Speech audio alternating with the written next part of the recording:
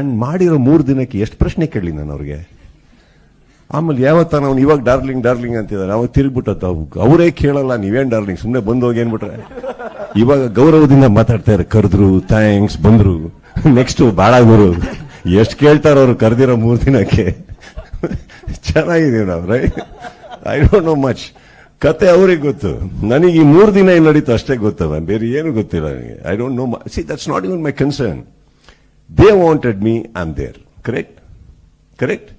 ಹಾ, ಅಡುಗೆಕ್ಕಾಗದೆ ಊಟಕ್ಕೆ ಕರೆದಾಗ ಊಟ ಮಾಡಬೇಕು, ಪ್ರೀತಿಯಿಂದ ಬಡಿಸಿರೋದನ್ನ ತಗೊಂಡೋಗಿ ಏನೇನು ಹಾಕಿದ್ರಿ, ಯಾರ್ಯಾರು ಅಡುಗೆ ಮಾಡಿದ್ರಿ, ಎಷ್ಟು ಹಾಕಿದ್ರಿ, ಮೆಣಸಿನಕಾಯಿ ಅಷ್ಟೇ ನಮ್ಗೆ ಯಾಕೆ ಹೇಳಿ, ಅದವ್ರ ಜವಾಬ್ದಾರಿ, ಅವ್ರು ಚೆನ್ನಾಗಿ ನೋಡ್ಕೊಂಡಿರ್ತಾರೆ. ಅಂಡ್ ಇವರೆಲ್ಲರೂ ಅಂತಂತ ಹೆಸರುಗಳು ಚಿತ್ರರಂಗದ್ದು, ಇವರೆಲ್ಲ ಸೇರಿದ್ಮೇಲೆ ಒಂದು ಒಳ್ಳೆ ಜವಾಬ್ದಾರಿಯಲ್ಲಿ ಒಂದು ಒಳ್ಳೆ ಸಿನಿಮಾ ಮಾಡಿರ್ತಾರೆ. ಅದಕ್ಕೆ ಖುಷಿಯಾಗಿ ಪ್ರೀತಿಯಿಂದ ಹೋಗ್ಬಿಟ್ಟು ಬರೋಣ ಅಲ್ವಾ?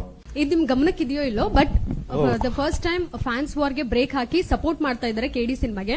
ಅಂದ್ರೆ ವಿಷ್ಣುವರ್ಧನ್ ಸರ್ ಇರಬಹುದು, ದರ್ಶನ್ ಸರ್ ಹಾಗೂ ಅಪ್ಪು ಸರ್ ಫ್ಯಾನ್ಸ್ 3 ಜನ ಸೇರ್ಕೊಂಡು ಕೆಡಿ ಸೆಲೆಬ್ರೇಷನ್ ಅಂದ್ರೆ 350 ಟಿಕೆಟ್ ಗಳನ್ನ ಈಗಾಗಲೇ ನಿಮ್ಮ ಅಭಿಮಾನಿ ಒಬ್ರು ಖರೀದಿಸಿದ್ದಾರೆ. ಸೊ 4 ಜನ ಫ್ಯಾನ್ಸ್, ಸ್ಟಾರ್ ಫ್ಯಾನ್ಸ್ ಸೇರ್ಕೊಂಡು ಈ ಸಿನಿಮಾವನ್ನ ವೆಲ್ಕಮ್ ಮಾಡೋದಕ್ಕೆ ರೆಡಿ ಮಾಡ್ಕೊಂತಾ ಇದ್ದಾರೆ, ಅಂದ್ರೆ ನಿರ್ಧಾರ ಕೂಡ ಮಾಡಿದ್ದಾರೆ. ಏನ್ ಹೇಳ್ತೀರಾ ಈ ಒಂದು ಫ್ಯಾನ್ಸ್ ವಾರ್ಗೆಲ್ಲ ಬ್ರೇಕ್ ಹಾಕಿ ಎಲ್ಲ ಒಟ್ಟಾಗಿ ಸೆಲೆಬ್ರೇಟ್ ಮಾಡ್ತಾ ಇದ್ದಾರೆ ಒಂದು ಸಿನಿಮಾನ? ಖುಷಿ ಆಗತ್ತೆ ಮೇಡಮ್. ಅಂದ್ರೆ ಎಲ್ಲ ನೀವೇ ಹೇಳಿದಂತ ಎಲ್ಲ ಸೀನಿಯರ್ ಆಕ್ಟರ್ಸ್ ಫ್ಯಾನ್ಸ್ ಒಂದು ಸಿನಿಮಾ ನೋಡ್ತಾ ಇದ್ದಾರೆ ಅನ್ನೋದು ಖುಷಿ ವಿಚಾರ. ಇನ್ನೊಂದು ಕ್ವೆಶ್ಚನ್ ಏನ್ ಮೇಡಮ್? ಫ್ಯಾನ್ಸ್ ವಾರ್ ಅನ್ನುವಂಥದ್ದು ಯಾವಾಗಲೂ ಸಿನಿಮಾ ರಿಲೀಸ್ ಆದಾಗ, ದೊಡ್ಡ ಸ್ಟಾರ್ ಸಿನಿಮಾಗಳು ರಿಲೀಸ್ ಆದಾಗ ಬಂದೇ ಬರ್ತಿತ್ತು, ಅದರಲ್ಲೂ ಸಹ ನೀವು ಹಿಂದೆ ಫೇಸ್ ಮಾಡಿರುವಂತದ್ದು. ಬಟ್ ಈಗ ಅವರೇ ಸಪೋರ್ಟ್ ಮಾಡ್ತಾ ಇರುವಂತದ್ದು ಎಷ್ಟು ಖುಷಿ ಕೊಡುತ್ತೆ. ಒಂದು ಪಾಸಿಟಿವ್ ವೇ, ಒಂದು ಪಾಸಿಟಿವ್ ವೈಬ್ ಕಾಣಿಸ್ತಾ ಇದೆ ಸಿನಿಮಾ ರಿಲೀಸ್ಗೂ ಮೊದಲೇ.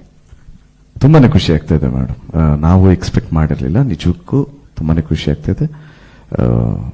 ನಿಮ್ಮ ಮೂಲಕ ಎಲ್ರಿಗೂ ಥ್ಯಾಂಕ್ಸ್ ಹೇಳೋದಕ್ಕೆ ಇಷ್ಟಪಡ್ತೀನಿ ಮೇಡಮ್. Genuinely thank you.